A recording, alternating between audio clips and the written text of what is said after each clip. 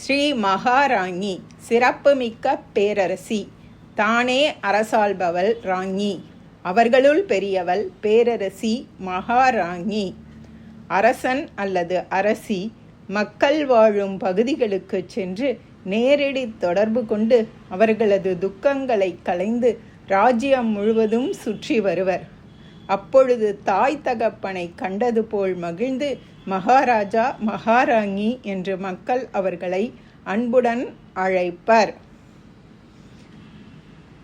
மாதா அனைத்து உலகத்தையும் ஆள்பவள் என்பதால் சிறப்புமிக்க மகாராணி ஸ்ரீ மகாராணி.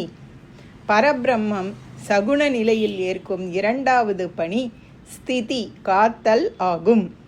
காத்தல் என்ற இரண்டாம் பணியில் தேவி ஒவ்வொருவரது வாழ்வையும் சீரமைத்து நன்மைகளை கொடுப்பதால் ஸ்ரீ மகாராணி என்று அன்புடன் அழைக்கப்படுகிறாள்.